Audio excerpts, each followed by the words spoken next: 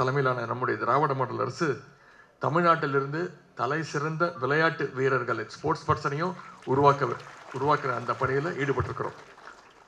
அந்த விளையாட்டு வீரர்கள் வேற யாரும் கிடையாது, இங்கே அமர்ந்திருக்கக்கூடிய உங்களை தான் நான் சொல்கிறேன்.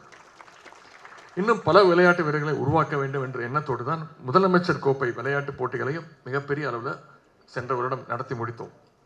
கிட்டத்தட்ட 3,71,000 பேர் அந்த விளையாட்டு முதலமைச்சர் கோப்பையில் கலந்து கொண்டாங்க. பல திறமையாளர்களை அடையாளம் காட்டியது, கைப்பிடித்து அழைத்து வந்தது அந்த முதலமைச்சர் கோப்பை தான். குறிப்பாக கிராமப்புறங்களைச் சேர்ந்த விளையாட்டு வீரர்களுக்கு சரியான களம் அமைத்து கொடுப்பதற்கு முதலமைச்சர் கோப்பை விளையாட்டு போட்டிகள் அடித்தளமாக அமைந்தது. சென்ற வாரம் கூட மதுரையில் கலைஞர் நூற்றாண்டை முன்னிட்டு கலைஞர் ஸ்போர்ட்ஸ் கிட் என்னும் திட்டத்தை தொடங்கி வைத்தோம்.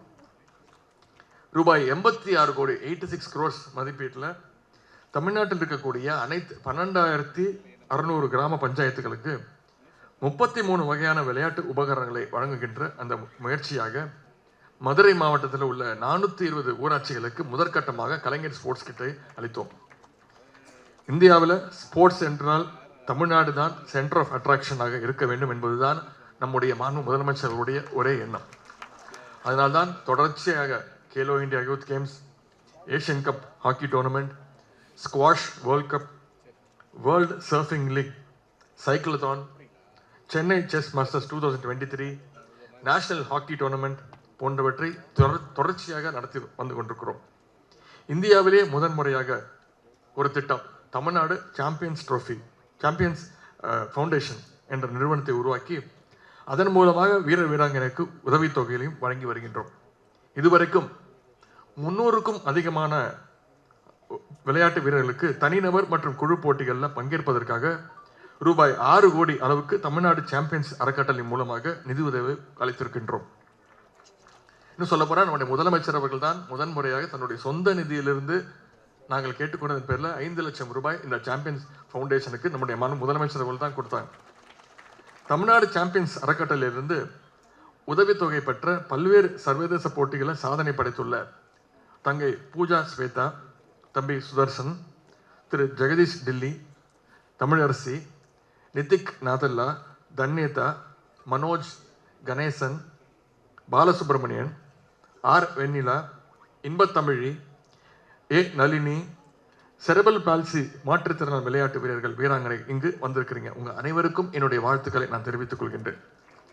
அது மட்டும் இல்லை, ஒலிம்பிற்கு தமிழ்நாட்டிற்கு ஏராளமான வீரர் வீராங்கனையர் பங்கேற்க செய்ய வேண்டும் என்பதற்காக சென்னை உள்ளிட்ட இடங்களில் ஒலிம்பிக் அகாடமிகளையும் திறந்து வைக்கின்றோம். தமிழ்நாடு விளையாட்டுத்துறை கட்டமைப்பை மேம்படுத்த தொகுதிக்கு ஒரு மினி ஸ்டேடியம் கட்டுவதற்கான அறிவிப்பு வெளியிடப்பட்டது. அதற்கான பணிகளும் நடைபெற்று வருகின்றன. 9 மினி ஸ்டேடியங்களுக்கு நம்முடைய முதலமைச்சர் அவர்கள் அந்த பணிகளை துவங்கி வைத்தாங்க. தமிழ்நாடு விளையாட்டு மேம்பாட்டு ஆணையத்திற்கு இதுவரை இல்லாத அளவுக்கு 76 கோச்சஸ், 76 பயிற்சியாளர்களை மிகுந்த வெளிப்படை தன்மையுடன் நியமனம் செய்திருக்கிறோம். ஜவஹர்லால் நேரு விளையாட்டு அரங்கம் உட்பட தமிழ்நாட்டின் பல்வேறு ஊர்களில் உள்ள விளையாட்டு கட்டமைப்பை மேம்படுத்தி வருகின்றோம். 6 மாவட்டங்களுக்கு மாவட்ட விளையாட்டு அரங்கம், 4 இடங்களில் ஒலிம்பிக் அகாடமி, 6 இடங்களில் பாரா விளையாட்டு அரங்குகளையும் ஏற்படுத்த உள்ளோம். தமிழ்நாட்டை போல மாற்றுத்திறனாளி வீரர் வீராங்கனைகளுக்கு முக்கியத்துவம் கொடுக்கின்ற ஒரு மாநிலம் இந்தியாவிலே இருக்க முடியாது. ஏனென்றால் நம்முடைய அரசு திராவிட மாடல் அரசு என்கின்றோம். நம்முடைய முதலமைச்சர் அவர்கள் சொல்கிறார்கள், திராவிட மாடல் அரசு என்னன்னா எல்லோருக்கும் எல்லாம் கிடைக்க வேண்டும் என்பதுதான் நம்முடைய திராவிட மாடல் அரசுடைய லட்சியம். ஆகவேதான் மாற்றுத்திறனாளியுடைய சாதனைகளுக்கு தொடர்ந்து நம்முடைய முதலமைச்சர் அவர்களும் நம்முடைய துறையும் துணை நிற்கும். ஒரு மாற்றுத்திறனாளி விளையாட்டு போட்டியில் சாதிக்கும் பொழுது அந்த வெற்றி 100 மாற்றுத்திறனாளிகளுக்கு அது உந்து சக்தியாக இருக்கும். எனவே மாற்றுத்திறனுடைய வீரர்களுக்கு தொடர்ந்து பக்கபலமாக நம்முடைய முதலமைச்சர்களுடன் நம்முடைய அரசும் துணை நிற்கும். இங்கு வந்திருக்கக்கூடிய உங்களுடைய அனைவருடைய வெற்றி பயணமும் தொடரட்டும். நீண்ட தூரம் ஓடினால்தான் அதிக உயரம் தாண்ட முடியும் என்று நம்முடைய முத்தமிழ் டாக்டர் கலைஞர் அவர்கள் அடிக்கடி கூறுவார்கள். நீங்கள் நீண்ட தூரம் ஓடுவதற்கும் அதிக உயரம் தாண்டுவதற்கும் நம்முடைய முதலமைச்சர்கள் எப்பொழுதுமே உங்களுக்கு துணை நிற்பார்கள். அமைச்சர் என்கின்ற வகையில் மட்டுமல்ல, ஒரு அண்ணனாக, ஒரு சகோதரனாக நானும் எப்பொழுதுமே உங்களுக்கு துணை நிற்பேன் என்ற உறுதியை இந்த நேரத்தில் உங்களுக்கு வழங்குகின்றேன். உயரிய ஊக்கத்தொகை பெற்றுள்ள அத்தனை வீரர்கள் வீராங்கனைக்கும் என்னுடைய வாழ்த்துக்களையும் அன்பையும் நான் தெரிவித்துக் கொள்கின்றேன். அனைவருக்கும் நன்றி, வணக்கம். பாதகம் செய்பவரை கண்டால் நாம் பயங்கொள்ளலாகாது பாப்பா, மோதி மிதித்து விடு பாப்பா, அவர் முகத்தில் உமிழ்ந்து விடு பாப்பா. அண்மை செய்திகளை உடனுக்குடன் தெரிந்து கொள்ள இணைந்திருங்கள் இயம்நாடு தொலைக்காட்சியுடன்.